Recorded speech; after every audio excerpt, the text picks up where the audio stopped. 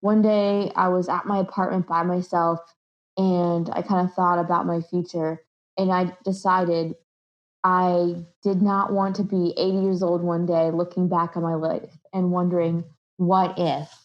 What if I took the chance? What would have happened? And that was when I realized I had to leave my position and to put 100% of my effort into trying to make Redhead a real thing. And I put in my 2 weeks resignment and I went in full throttle ever since. So that was in 2016. So a few years have passed by, and I just can't believe all the things that have happened so far. It's just crazy to think about it. That is Marisa from Redhead Wines this week on the Do It For Yourself podcast.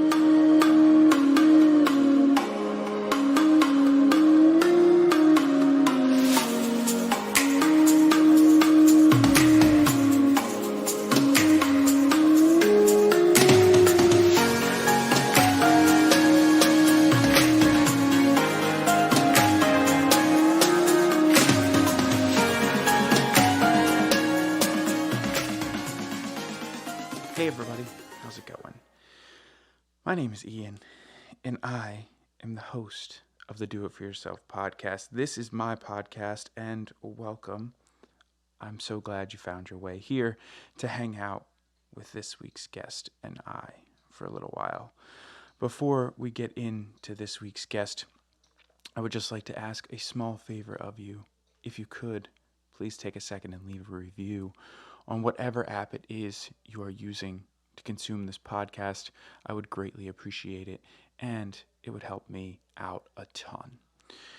This week's guest is Marisa, and Marisa is the owner of Redhead Wines.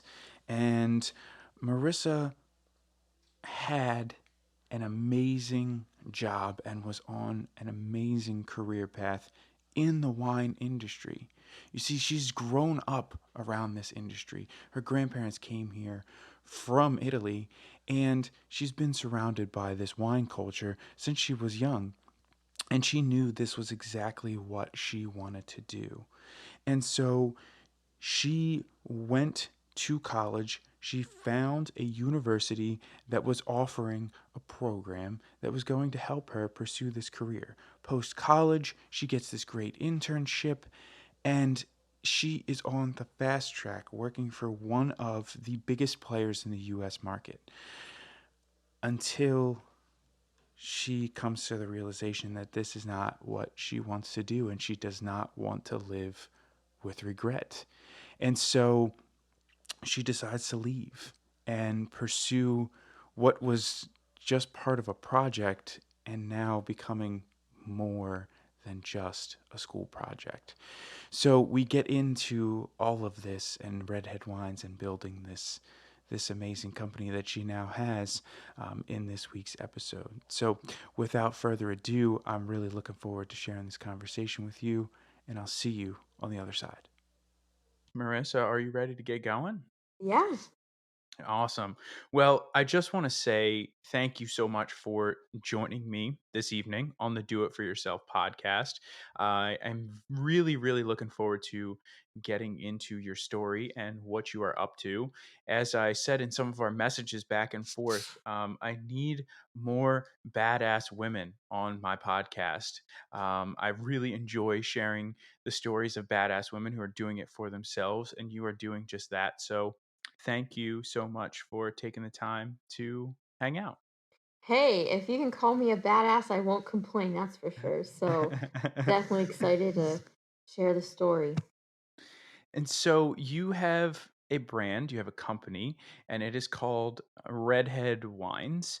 And although it's a relatively young brand, this has been in your family for quite some time, and you are a third generation winemaker. So, can you tell me a little bit about this family business?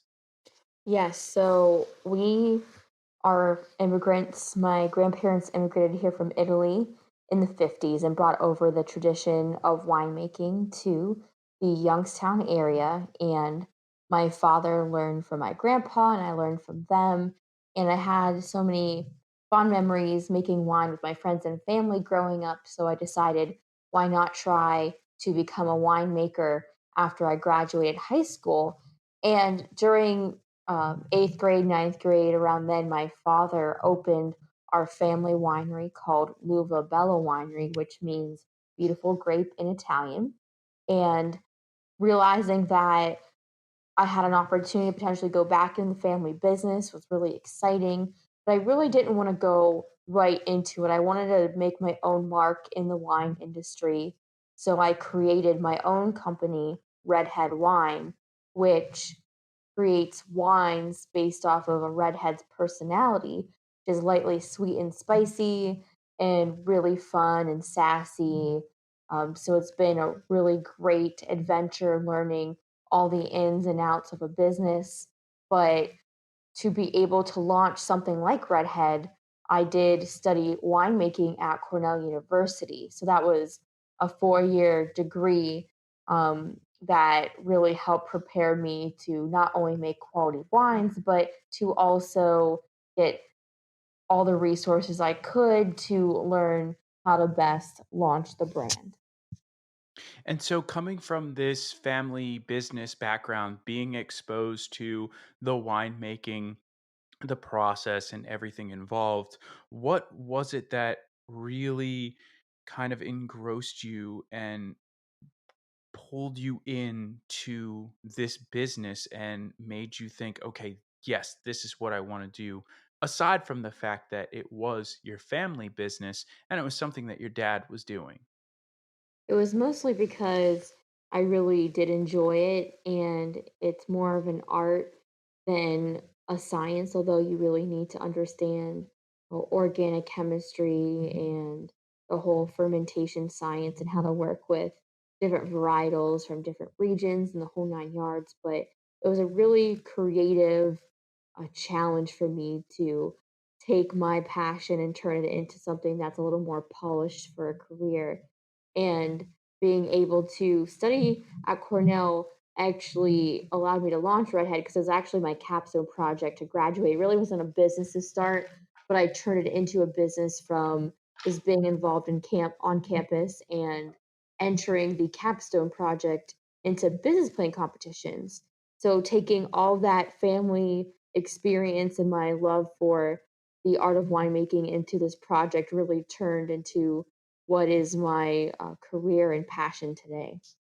And so it's more of the art behind the winemaking that really pulled you into this whole line of work in this business, and maybe not necessarily like the farming side of it and growing the grapes and watching the crops come up and the harvest every year. That's correct. Okay. And I do understand viticulture, and if I had to become a vineyard manager one day, I definitely am qualified and understand how to do something like that. But I really enjoyed the science behind actually making the grapes into wine, a fine wine, not just an average wine you throw some yeast to and hope it works out. It's been really fun learning how to fine tune the process to really make a consistent and enjoyable product. And I want to go back to something that you were saying there, because you were exposed to this at a very young age, and you became interested in this at a very young age, and you made the commitment to pursue this at a fairly young age. So as you were going through this process of figuring out this is what you wanted to do, even though it was your family's business and it was established, did anyone ever tell you, hey, Marissa, yes, this is the family business and this is something that's really awesome, but maybe you should have a plan B, like the wine industry is really hard or the beverage industry is really tough, or it's really tough for a woman coming into this industry, or anything like that. You know, was anyone not advising against it, but maybe just offering up, hey, you should, consider having a backup plan? Oh, most definitely. I've had a lot of people try to negate my passion and efforts to create a wine brand or to even get involved in the distribution world of wine. But for me, I really like to not listen to any negative feedback when it comes to people discouraging my goals and my dreams. And don't get me wrong, it was hard at first, but I am so glad that I kept marching forward because now Redhead is one of Ohio's largest wine firms. And it's really cool to see that we've grown the wine distribution side of the business from 10 stores to over 1,400 in the tri state area, which is Ohio, West Virginia, and PA. So I think my story is a great example of if you just listen to your inner voice and keep focused and not try to please all these diverse opinions that are trying to go left and right and up and down, just to keep doing what you feel is best is always the right path. It's more of that you got to listen to your heart rather than all the over calculations you'll have in your mind when you're trying to sleep and all these crazy thoughts keep you up at night. Definitely worth keeping focused. And when it came time to pursue this a little bit further, you had mentioned earlier that you studied this at Cornell. Did you feel like you could learn more going to school and studying versus going and learning on the job with the people who are in your family or the people who were working for your family? The program was really important for me to be involved in at Cornell just because you really do a deep dive on all the specific sciences and all kinds of scenarios that I wouldn't necessarily have at the family business. And I had an internship, which was really helpful to really understand what it was like working for another company. And I actually worked for the largest privately owned winery in the world for about a year full time after I graduated. So I really tried to get diverse experience so I wasn't just going right into the family business, which was the main point of me focusing on launching Redhead because I didn't want to just crawl back to uh, Louisville Bella. I really wanted to make my own impact, learn on my own, and try to do something that I was really interested in. I feel like when you're just picking up the torch, it's kind of hard to get super passionate about something like that. But when you create something from nothing and you just keep working on it day after day and you see it grow little by little and then faster and faster, it's super fulfilling. And it's been able for me to not only have my own wine brand, but I've been able to take my parents' brands from Uvabella and put them into my company through the distribution firm that I run through Redhead Wine to expand the business, but also apply what I've learned growing Redhead Wine to other brands as well. It's been a really fun catalyst to take that experience and my passions and all the things I've learned on my own and to bring my parents' business along and put it into my own. So it really worked out full circle and it's really cool to be able to have everything work together instead of separately. And how common of a program is this? Now, was Cornell one of the only universities that was offering this, or were there multiple that you had to decide from? It's definitely uncommon. Only a handful of universities in the country offer viticulture and enology as a major. I was deciding between Brock University in Canada or Cornell in upstate New York, Ithaca Hmm. specifically. And I fell in love with Cornell. And of course, I just felt at home because it was more, it was in the United States, only 5 hours from my house. So it was really a great opportunity for me to move away from home, but also be close enough where I can go back anytime if I really wanted to. So it was a really great choice for me, and I'm really grateful that I had that opportunity. And another opportunity that you had, which you mentioned just a little bit ago, was towards the end of school, you had an internship with a very, very dominant player in the US wine market. So, how did you get to this position? And how did that all play out? I just applied and I made sure to network with the decision makers and really put my best foot forward in the interview process. Redheads was just a capstone project at the time, and when I was interviewing, I was able to showcase the work that I've done so far, which really set my resume above the rest of the candidates because I was the only person they've ever interviewed with their own wine label at 19 years old. And it really showcased that I was going the extra mile to get experience and to understand how the world of business coincided with the winemaking process, which at a large winery, every piece needs to flow perfectly together to keep growth and, of course, really showcasing the innovation of these larger firms and the capabilities of their talent. So it was a really great opportunity to not only take my experience from the capstone, but also to get that internship, which I honestly didn't think I was going to get involved with Redhead or Luvabella full time after graduation. But the big turning point for me was after my internship, I did enter the capstone into those business plan competitions I mentioned earlier. And after getting so many business professionals telling me that I had something special, and if I keep tweaking the process that I could potentially launch it into the market, which I did that year. It really showcased that maybe I should try to work on Redhead full time. But by the time I realized it was an opportunity, it was too late because I did sign an offer for the company. And I was like, you know what? We'll see how I feel in a year. And if I still am thinking about it, then I'm going to go. So I really had a really great opportunity to see what was really best for me and what I was truly passionate about. So I know I'm very lucky to be able to say that. And do you think that being at Cornell and going through this program definitely opened up different doors for you, especially in regards to then having access to internships with one of the most dominant players in the states? Like, do you do you think that this program not only did it give you the education that you needed, but at the same time, it also gave you a lot of the connections and it put you in it put you in front of a lot of the people that you needed to be in front of at the right times.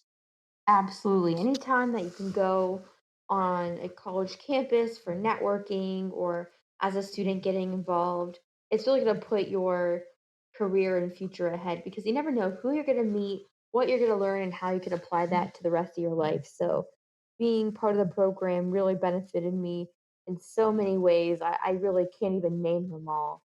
And I'm just really grateful that I had such a great support system on campus and of course off campus for my friends and family back home. So definitely have to say it was a great experience and really helped propel my career. And after this internship, you mentioned that you got to sign a contract with this company, but it wasn't just. I mean, it wasn't just any contract, and it wasn't just any company. This was for a highly sought after position. And was this your plan all along? Like, was your plan all along once they announced and confirmed with you that you had gotten the internship? Was it your plan to have this position or have a position come the end of this internship? And while you were at the internship, what did you do to make sure that that did happen if it was your plan? Well, it really wasn't my plan to pursue Redhead full time per se. I just really wanted to experiment and figure out who I was and what I was truly passionate about. And I absolutely loved my job. It was absolutely amazing. And living in California was a dream. I made so many amazing friends out there. It was really hard for me to even decide to leave because I didn't want to leave them either. So I think it was just one of those things where one day I was at my apartment by myself and I kind of thought about my future and I decided I did not want to be 80 years old one day looking back on my life and wondering, what if? What if I took the chance? What would have happened? And that was when I realized I had to leave my position and to put 100% of my effort into trying to make Redhead a real thing. And I put in my 2 weeks resignment and I went in full throttle ever since. So that was in 2016. So few years have passed by, and I just can't believe all the things that have happened so far. It's just crazy to think about it. And so the company that you were with, E&J Gallo, you were there for about a year or so. And when you made such a radical change and such a radical decision, especially to move from California, which is one of the meccas when it comes to wine in the United States, um, people were probably calling you insane at this point in time because you were walking away from such a highly sought after and highly coveted position. But aside from this, possibility of regret, what was it that really brought you back to Ohio, and why move back to Ohio for Redhead if it wasn't really even established yet? I think I'm just young and stupid. Like, I'm 26 now, so I'm still young and probably still a little naive here and there, but I've learned a lot along the way. But I was 20 years old at the time, and I was just ready to take a shot, and I didn't really realize what I was getting myself into. So the naiveness that I had at the time really played for my benefit because of what I have today and what the experiences I've had so far. But honestly, I just kind of decided I'm going to do it and didn't think about it anymore and just went all in. Yeah, I had a and I'm sure it wasn't the first time that he said it, but I have race director Steve Del Monte, who was on the podcast, does a lot of triathlon races and now some running races in the southern Jersey area. He has said the same thing when he started his race directing, his race production company. He said, I was just dumb enough to think that it was going to work. And I didn't have that kind of second doubt in my head or any of this like, oh no, what if it doesn't work. He was just dumb enough to think this could 100% work, and so I'm going to go for it. And I think that that's something that you definitely need, especially when it comes to launching a brand like this. And now, he just opened a race yesterday, and the race wasn't even open for 24 hours, and it's completely sold out. There's not a single spot left for anyone to do the triathlon. So it's definitely one of those things that uh, is very, I don't know if it's very important, but it is important to kind of have this belief in this naivety that, yeah, this is going to work. Like, why wouldn't it? Exactly. It's definitely a blessing in disguise. And I'm just so grateful that I didn't realize everything I was getting into because it probably would have intimidated me and made me overthink things. But I think the fact that I just decided to go for it really was the process of really starting this crazy adventure. And the fact that we've made it this far and with little experience and resources at the beginning just shows that we have so much potential when we continue to mold and create leaner practices and understand what else we have to do to meet the next goal. So I've really learned a lot the last handful of years working distribution, and I feel like I'm learning more and more each day. So it's been um, really cool to see what else I could learn during the process and continue to think in the future to see how I could really create some new innovations in the company. And so you mentioned a little earlier about the personalities of a redhead and some of the different, personality traits that redheads have.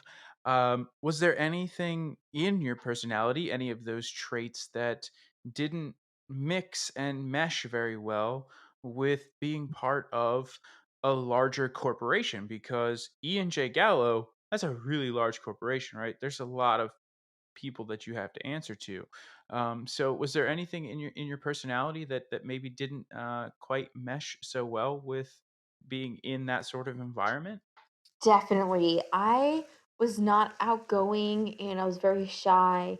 I was afraid, especially of public speaking. So, a lot of those things that held me back were very intimidating to overcome when it came to launching Redhead.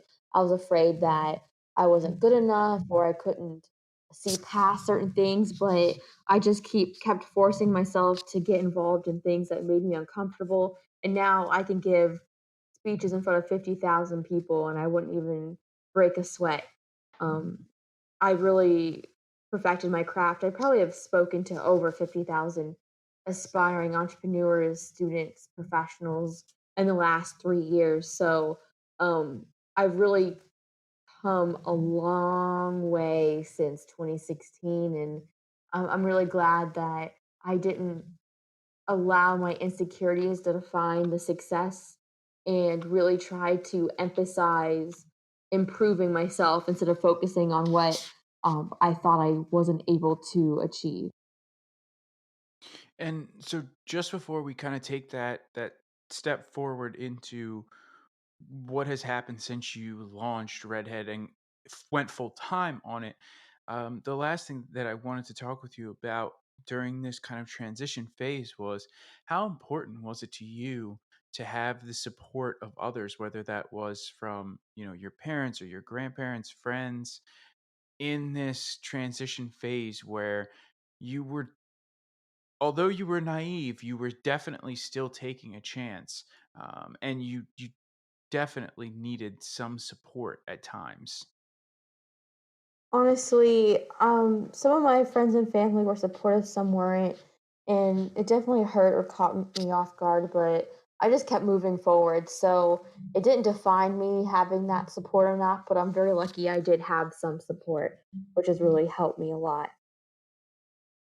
And when some of these people weren't supportive, in what ways were they not supportive? Were they not there when you needed them, or were they not supportive in, like, they were telling you, Marissa, you're insane, like this isn't going to work?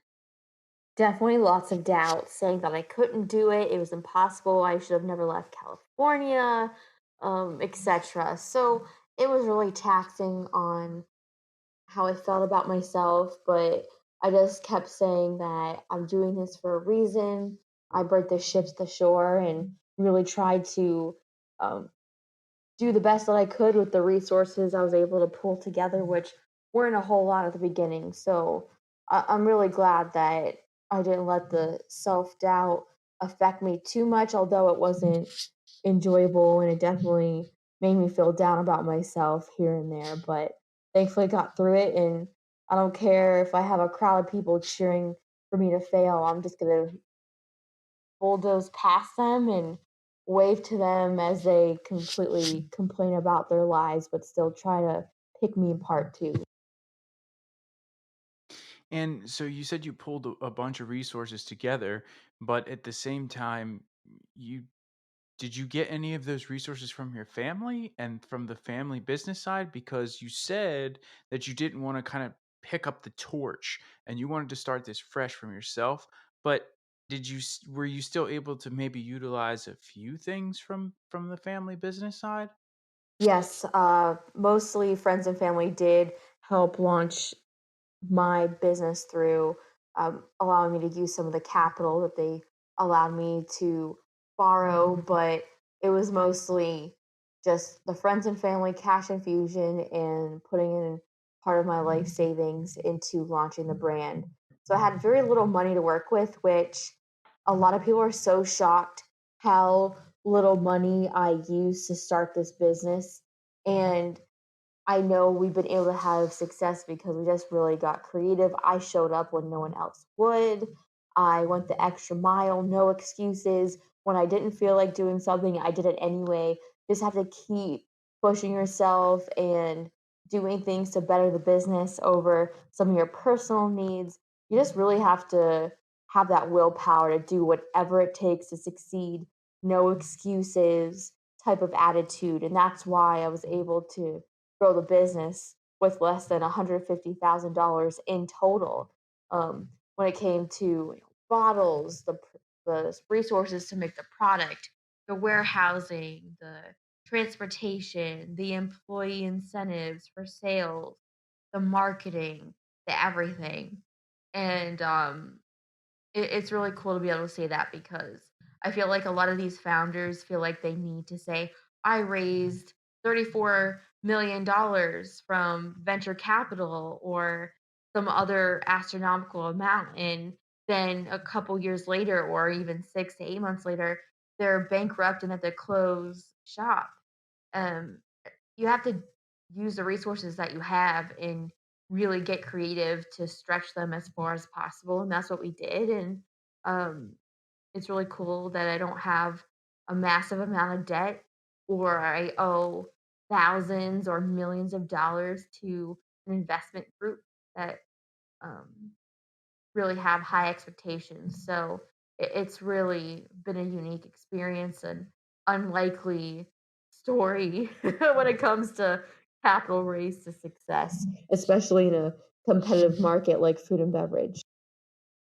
Yeah, absolutely. And I mean, that is amazing that you were able to get this going and build it to what it is today, only raising 150, I say only, I mean, $150,000 is still a good sum of money to raise and launch a business, but it's definitely not, what some of these other people are raising or possibly even given to start their business where it ends up going under. But aside from the financial resources, were there any other resources that you were able to use from the family business, whether it be, um, bottling lines or where to or get your bottles from, who they use to make the labels? I mean, just a lot of these things that people would have to figure out when they're talking about launching, a food and beverage company. Was there anything that you still had a leg up on that you could pull from the family business, such as sourcing different things or suppliers and stuff like that? Absolutely. I have to say, I have no idea what I would have had to do. Actually, I do have an idea what I would have had to do, but it would have been very costly and very challenging to launch Redhead without the support and resources provided by Bella Winery. I was able to use their warehousing and bottling line, the tanks. I didn't have to raise millions of dollars to create my own winery. And lobby for the licenses from the state to legally make and sell wine.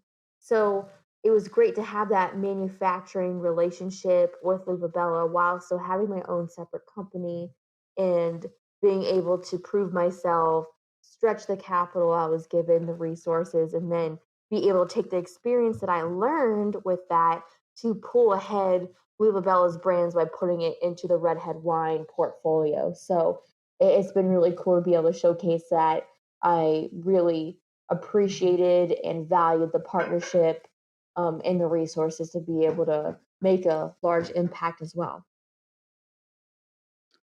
And so, I guess could you walk me through kind of the process for you and for Redhead as far as where do you get your grapes from? And are you growing your grapes yourself? Or, I mean, do you have somebody who's responsible for growing your grapes? Or do you purchase your grapes from somewhere else and strictly handle the making of the wine? Sure. We use a grope. Wait, I'm gonna delete that.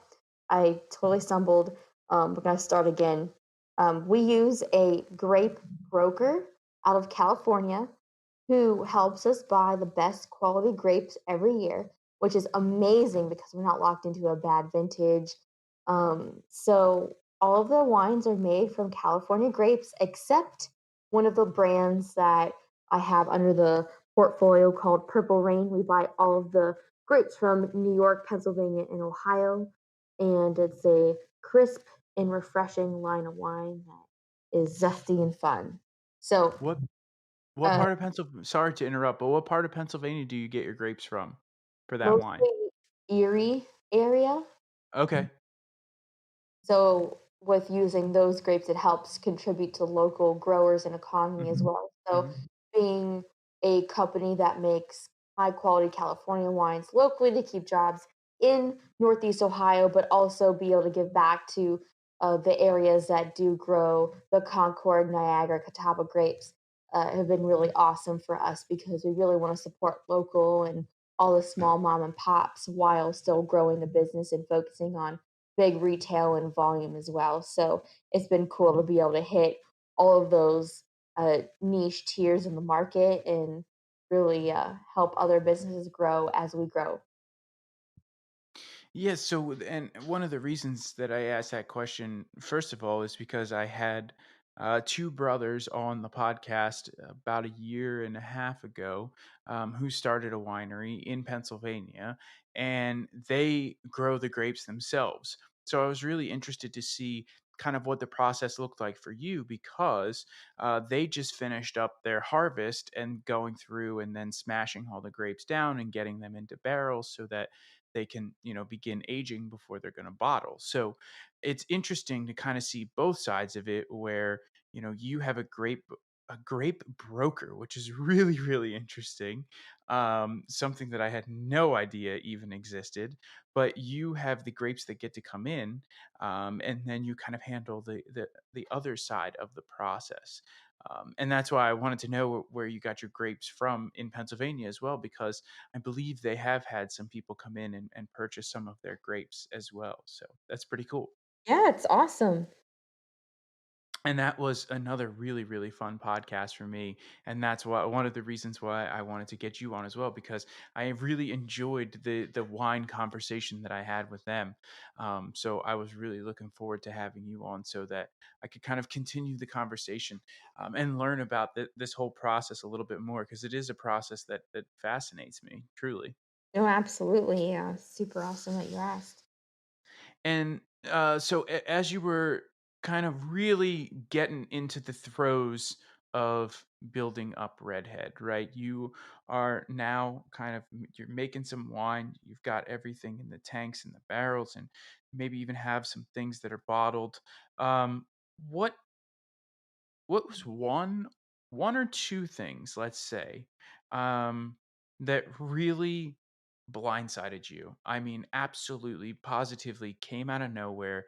You had just no idea that this was coming. And how did you respond? I think the biggest shock was understanding that big retail likes to have barcodes that are GS1 certified. So you don't have any barcodes that are duplicated in the stores, which could cause a lot of problems. And I had to switch all of my barcodes to GS1, which was a huge mess. But I'm so glad that I learned about it before I got into even more stores, like adding a couple thousand extra at the time.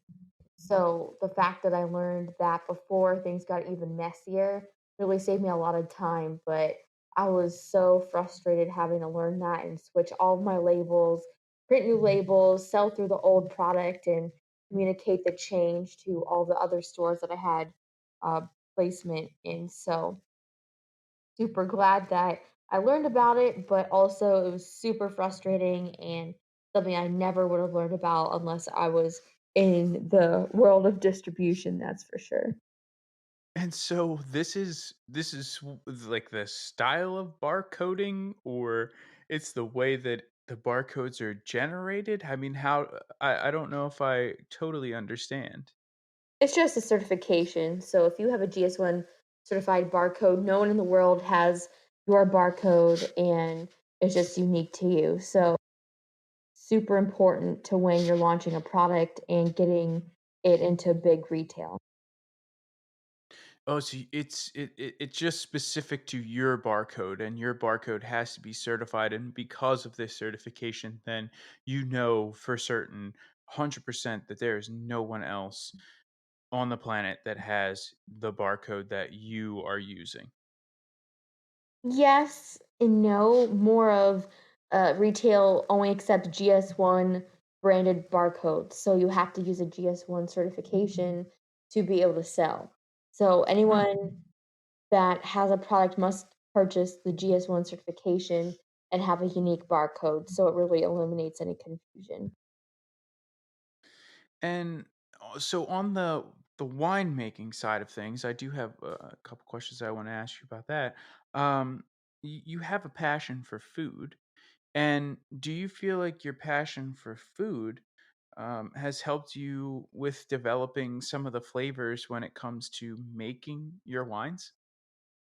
Absolutely. It's all about how food and wine interacts with your palate, what flavors really work with one another, how to formulate blends of varietals that really complement one another. It's a huge art and science, and being able to taste different, diverse flavors and foods, textures has really allowed me to have a great palate to help develop the best formulations year over year to make my customers happy and create products that they want to buy again and again. And when you're operating on what I would assume is a fairly smaller scale, and please correct me if I'm wrong, but it's definitely I would have to say it's not something that's mass produced. How difficult is it to maintain some sort of consistency from one vintage to the next, or is that part of the process and part of the kind of excitement and allure of wine is that no one vintage is ever going to be the same. So the 2016 is not going to taste like the 2019 because no matter what, there's always going to be something that's a little different. Well, for me, I use fruit that's really consistent in quality and flavor profile when it comes to making my Redhead Red blend. So it is consistent or as consistent as possible year over year. But when I'm making, say, a barrel aged reserve wine, I'm definitely going to play around with the flavor profiling and making sure that we emphasize the qualities and flavors from that unique vintage. So when it comes to my Redhead Red blend, it'll be definitely more consistent. But if I'm having a special vintage that will be dated on the bottle, I'll definitely try to emphasize the uniqueness of that vintage. And that's all just based off of your taste as you are developing the wine, or how do you really develop what the wine is going to taste like, and where in the process does that start to happen, or do you start to, I guess, like, kick that process off to start developing the flavors? Just really understanding what my customer likes and dislikes. I'm really connected with them through social media or in person events. And of course, understanding what the trends are in the market. So, really paying close attention to a little bit of both the customers and, of course, what I think is going to do well and fit in with the retailers I'm trying to add value to is where I definitely start off when it comes to new formulations or understanding what flavor profiles to aim to accomplish in that bottle that I'm trying to create and share. Now, in regards to the process itself, where does the flavor profile start to take shape? So does it start to take shape immediately from when the grape comes off of the vine, or does it start to take shape kind of in the barrel when it starts the fermentation process? Great wine starts in the vineyard. If you have bad quality grapes, you could have bad quality wine. So we really emphasize selecting the best great varietals every year in the vineyards that have showcased the best conditions that are conducive to what we're looking for in our target profiling for the vintages or at least the more consistent products. So, of course, you have to have great winemaking as well, but you have to start with great product, and that's right out of the vineyard for sure. It's so interesting that you just said that because I kid you not, the two brothers that I was just telling you about, they posted a picture. I'm pretty sure they had posted it just yesterday, and it said the same exact thing. that it all starts with the grapes, and it starts with the grapes that are being grown and the quality. And it's just so interesting to me that they actually, even stranger, they posted it this morning. So they posted it this morning talking about that, and you and I are sitting here in the evening, and you just said the same exact thing. So that's really cool, and I can definitely see how the grape itself is going to determine kind of how things can go. But I think don't discount yourself too much, because I'm sure there's a ton of work that goes into it on your end, that is also going to develop the flavors. Definitely, it's a little bit of everything. The quality of the grapes from the vineyard, and of course, the fermentation process, the cleanliness of the winery, the understanding of the temperature and how it influences the process of completing a stable and consistent fermentation, and what strain of yeast to use, when to rack, the best techniques for filtering, and the whole nine yards. So, there are a lot of moving parts, but those other moving parts during the processing of the grapes to make it into wine are a lot more simple when you're starting with a high quality product. And so, what is one or two pieces of advice that you got along the way, no matter where it was, that you always held close to heart, and that really impacted you when it came to launching Redhead, leaving California, going to Cornell, just all throughout your process? What are one or two pieces of advice that you got that just really stuck with you? The best piece of advice I can give is the answer is always no if you do not ask. By really embodying that piece of advice, I've been able to take fear out of pursuing any opportunity or trying to learn about something. So by just asking, you're not rejecting yourself of the unknown. And it's really been able to help me grow as a person, but also grow the business to what it is today. Just having that fearlessness and pursuit of everything that I do. And it's really been very awesome for me to share that piece of advice to all the people that I've met along the way. And so, just before we kind of get wrapped up, I would like to take a minute to say thank you for joining me on the podcast this evening. I do greatly appreciate you coming and talking with us, and sharing your story, and kind of putting everything out there, especially when it comes to Redhead Wines and the brand that you have built. So, I just want to say, first off, thank you so much for doing that. I do really appreciate it. And one of the last things that I would like to finish with is, what does it mean to you to be doing it for yourself?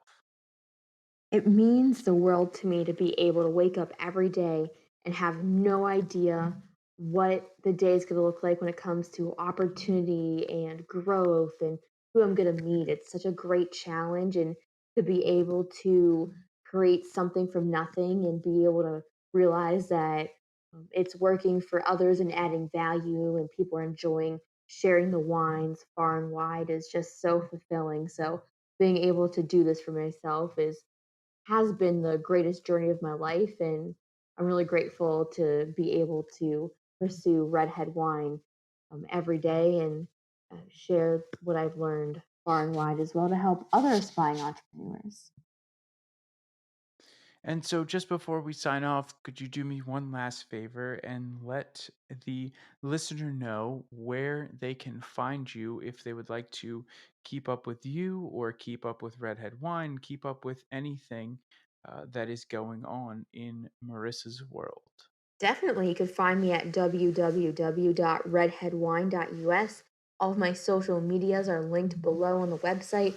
I'm on Instagram, Twitter, Facebook, and LinkedIn, YouTube as well. So if you'd like to connect on one of those platforms, reach out, ask me a question.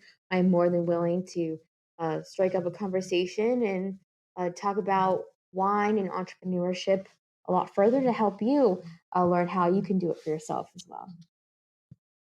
Awesome. Well, Marissa, again, I would just like to say thank you so much for joining us on the podcast this evening, and I hope that you enjoyed the rest of your evening. Yeah, thank you. I appreciate it.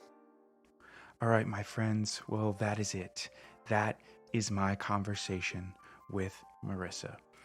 And I hope that you enjoyed this conversation. You found something of value. You found something that you can take with you on your journey throughout the rest of today into tomorrow and far, far beyond.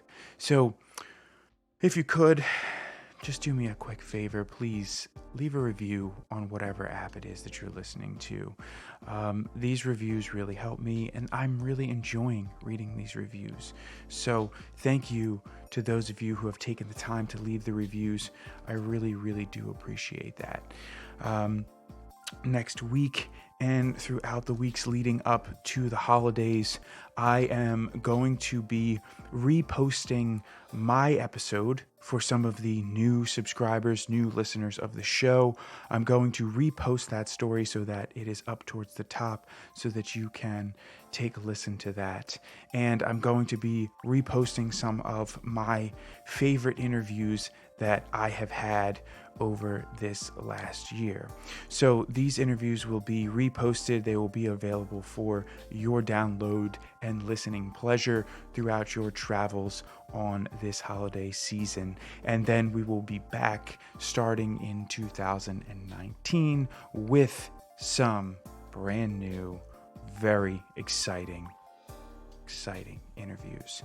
So thank you so much for taking the time to hang out with us all of this year. I really appreciate it, and I look forward to doing this again next year.